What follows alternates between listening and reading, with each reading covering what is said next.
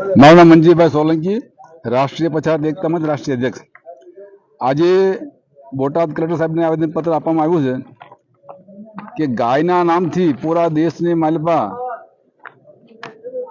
દલિત મુસલમાન સમાજને જે ટાર્ગેટ કરવામાં આવ્યા હતા, એટલે હવે ભારતની લગભગ મસ્જિદોમાંથી મૌલવીએ ફતવા જારી કર્યું કે ભાઈ આ ગાયને રાષ્ટ્રીય પશુ ઘોષિત કરો, એટલે અમારી સમાજના લોકો પ્રતાડિત થતા બંધ થાય. એટલે અમારી માંગ એવી છે કે ભાઈ આ ગાયને રાષ્ટ્રીય પશુ ઘોષિત કરે એટલે આ મુદ્દો એક સોલ્યુશન આવી જાય અને ગાય પણ એક શાંતિથી જીવન જીવી શકે અને અમે પણ શાંતિથી રહી શકીએ. એટલે આજે રાષ્ટ્રપતિ સાહેબને અમે આવેદનપત્ર પહોંચાડવામાં બોટાદ કલેક્ટરથી માંગ કરી છે વહેલી તકે આનું નિરાકરણ આવે અને ગાયને રાષ્ટ્રીય પશુ ઘોષિત કરવામાં આવે. જય ભીમ, જય ભારત, જય સંવિધાન. પ્રેમજીભાઈ ભીખાભાઈ પરમાર. આજરોજ કલેક્ટરને આવેદનપત્ર રાષ્ટ્રીય પછાત એકતા મંચ દ્વારા આપવામાં આવ્યું.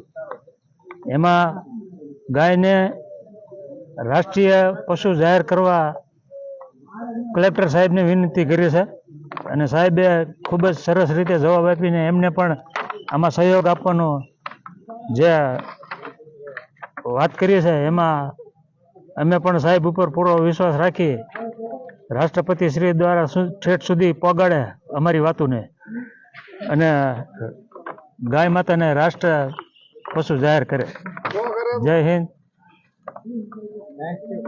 ન કરે તો એ સરકારની જવાબદારી છે.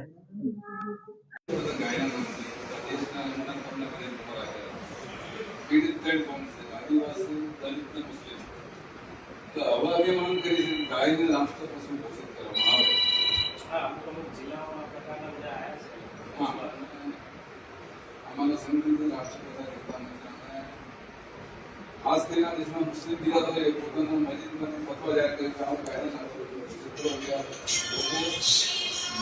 પકડતા બચી જાય. અમે આશા રાખીએ છીએ આપના માધ્યમથી રાષ્ટ્રપતિજીને પહોંચાડો અને હેતુ તો સારો જ છે ને